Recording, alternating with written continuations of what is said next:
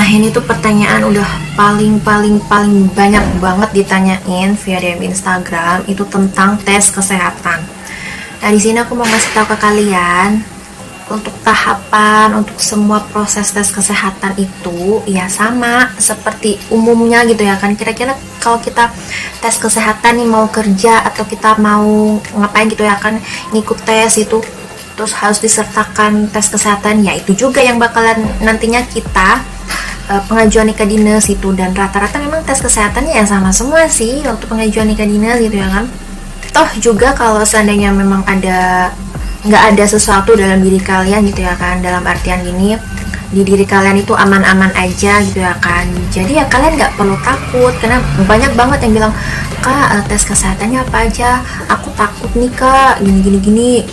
Seharusnya sih ya kalian nggak perlu takut gitu ya kan, kalau memang nggak ada sesuatu yang mengganjal sama diri kalian gitu, itu aja intinya.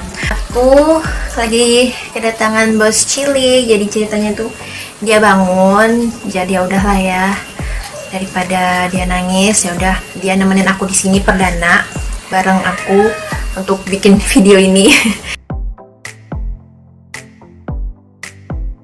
Menurut pengalaman aku kemarin itu, aku pengajuan nikah dinasnya itu sendirian guys, jadi cuman berdua sama suami aku. Kalau memang kalian mau ada temennya atau mau ada barengannya, kalian bisa apa ya, cari-cari tahu gitu, apa calon suami kalian gitu, bisa cari-cari tahu dulu gitu ya kan, kira-kira siapa aja yang mau pengajuan misalnya di bulan ini gitu, jadi kalian bisa barengan gitu. Jadi sebenarnya sih nggak usah takut gitu ya kan, mau itu sendirian atau mau itu barengan gitu. Toh juga kan kalian pengajuan nikah dinasnya itu kan berdua, bukan kalian sendiri aja tuh. Kalau ditanya kendala jadi ibu persit itu apa ya, aku juga bingung ya mau ngejawabnya. Karena kan memang persit itu kan suatu organisasi atau suatu perkumpulan istri-istri prajurit atau istri-istri tentara gitu ya kan. Jadi istri tentara itu ya sama kayak istri-istri di luaran sana gitu ya kan. Jadi ya nggak ada kendala apa aja gitu ya, mungkin kendalanya ya di proses pengajuan nikah dinas itu.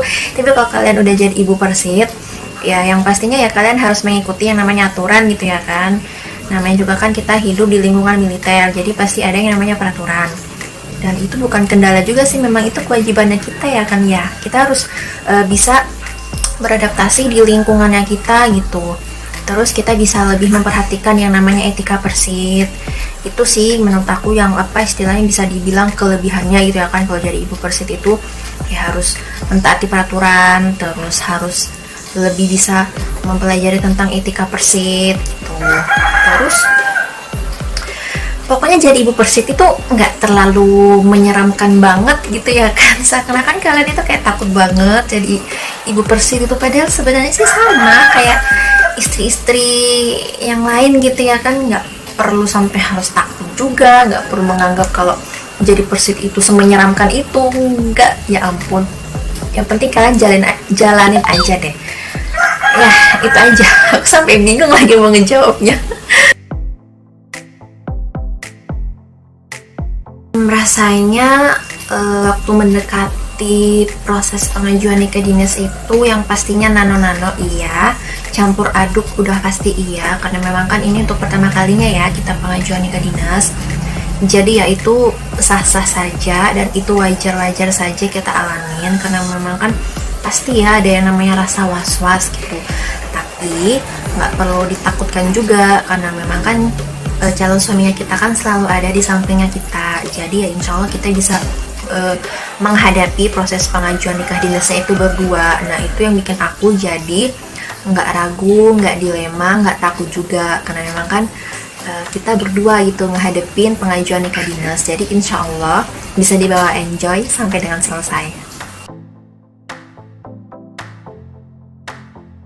Ini tuh bisa dibilang apa ya, tanpa kabar gitu. Jadi bayangin aja deh LDR tanpa kabar gitu kan. Yang ada kabar aja kadang konfliknya banyak, apalagi yang tanpa kabar gitu ya kan. Tapi ya kita lihat dulu nih dia tanpa kabarnya karena apa. Entah mungkin dia lagi satgas atau mungkin dia lagi pendidikan. Jadi kalau memang karena dua itu, biasanya sih kan itu hal positif ya, wajar-wajar saja ya. Kalau Satgas kan mungkin berpikir positif aja, dia di sana lagi nggak ada sinyal gitu ya kan. Terus kalau lagi pendidikan kan memang nggak boleh pegang HP, jadi mau nggak mau ya memang harus LDR tanpa kabar gitu ya kan. Harus bisa belajar dari sekarang, harus lebih terbiasa dari sekarang gitu ya kan. Mungkin yang dulunya kalian pacarannya itu bisa ketemuan, bisa saling kabar-kabaran, tapi semenjak dia mungkin udah masuk tes tentara, udah lulus gitu ya kan, terus ikut pendidikan, ya mau nggak mau kita harus ngikutin kebiasaannya mereka gitu. Ya hitung-hitung latihan lah ya dari sekarang gitu. Semenjak zaman pacaran kalian itu kalian udah ngerasain yang namanya LDR. Jadi ketika kalian berjodoh dan kalian nikah, terus kalian jadi ibu persit, terus misalnya kalian ditinggal lagi Satgas, ya kalian udah terlatih gitu ya kan istilahnya. Jadi ya nikmatin aja prosesnya. Yang penting kalian bisa menyibukkan diri, kalian bisa mencari kesibukan apalah, mungkin kuliah, mungkin ngobrol atau ngumpul sama teman gitu ya kan. Ya pokoknya enjoy aja, jalanin aja. Insya Allah bakalan terlewati semuanya dan bakalan jadi kenangan dan momen indah untuk kalian berdua. Sukses ya LDR-nya. Ini termasuk rumit juga ya, karena memang kan aku nggak pernah ngalamin hal kayak gini. Jadi ya kalau mau dibilang sulit dan rumit juga kalau seandainya aku mau ngasih saran ke kalian, sedangkan aku nggak punya pengalaman dalam hal ini gitu ya kan. Yang pastinya selalu berdoa aja buat hubungan kalian. Toh juga kalau memang kalian berjodoh, insya Allah kalian bakalan baik-baik saja sampai waktunya memang kalian bisa menunaikan pernikahan gitu ya kan. Ya pokoknya semoga masalah kalian itu bisa diselesaikan dengan baik-baik gitu. Ya kalau bisa sih lebih dipertegas lagi ya kan. Jangan cuman sekedar mengobrol janji-janji gitu, selesai Satgas mau nikah, selesai Satgas mau nikah, tapi nyatanya nggak bakalan nikah-nikah juga kan, kesian gitu ya kan. Nunggunya udah lama, berbulan-bulan, bahkan mungkin bisa bertahun-tahun, tapi cuma dijanji-janjiin doang ya. Kalian mesti lebih tegas saja sih sama diri kalian. Kalian harus lebih mengasihi diri kalian sendiri gitu, karena memang kalau bukan kita sendiri yang mengasihi diri kita, itu siapa lagi? Kasihan gitu ya kan hati kalian itu. Jadi ya kalau mengatasnamakan cinta itu emang susah ya, susah banget. Jadi segimanapun jahatnya pasangan ke kita ya, kita tetap bakalan maafin gitu ya kan. Tapi ya harus pakai logika juga gitu ya. Pokoknya kalian tahulah ya yang mana yang terbaik buat hubungan kalian. Aku cuma bisa ngasih saran yang terbaik aja. Semoga masalahnya cepat selesai dan bahagia selalu.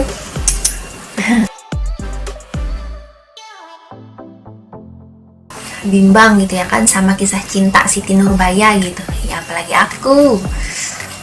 Memang ya yang namanya sekarang itu sampai ada hashtag apa ya namanya ya, pepatah zaman now mengatakan gitu ya kan, kalau jodoh itu bukan di tangan Tuhan lagi tapi di tangan orang tua gitu. Aku nggak ngerti sih atas dasar apa, mungkin orang tua kita tuh suka ngejodoh-jodohin anaknya. Ya aku sih 50% iya, 50%-nya tidak. Ini pendapat aku ya, jadi please jangan jangan di gimana-gimanain gitu. Aku 50%-nya iya, 50%-nya tidak. Dalam artian 50%-nya iya itu ya mungkin pilihan orang tua. Mungkin orang tua udah ngelihat bibit bebet bobot gitu ya kan. Jadi orang tua itu berani ngejodohin pasangannya itu buat kamu gitu. Yang 50% tidaknya itu ya karena apa ya, mungkin aku kurang seret aja gitu kalau main jodoh-jodohin gitu ya. Ya syukur-syukur kalau memang pasangan yang dipilihkan sama orang tua kita itu mungkin seret di hatinya kita gitu ya kan. Tapi kalau seandainya nggak seret di hatinya kita kan kita juga yang tersiksa. Kasian dong nanti kalau seandainya nikah karena terpaksa, karena dijodohin kan kasian. Kan ini nikah itu kan jalannya panjang banget ya. Jadi kan memang bener-bener ya gitulah, agak rumit juga ya kalau udah menyangkut kisah cinta Siti Nurbaya ini. Ya pokoknya yang terbaik aja lah ya buat kalian gitu, karena memang alhamdulillah sih orang tua aku nggak tipe kayak gitu, nggak kayak kisah cinta Siti Nurbaya, karena memang alhamdulillah orang tua aku tuh selalu mempercayakan pilihannya sama aku. Jadi ya gitu deh pokoknya Semoga ada jalan keluar ya buat kamu ya. Sukses. Oke guys, itu tadi semua pertanyaan-pertanyaan kalian sudah aku jawab di video ini. Semoga bermanfaat buat kalian semua, dan juga pertanyaannya semoga bisa terjawab semuanya dan kalian sudah bisa lega gitu ya kan atas jawaban-jawaban aku. Oke, kita sampai jumpa di video selanjutnya. Dadah.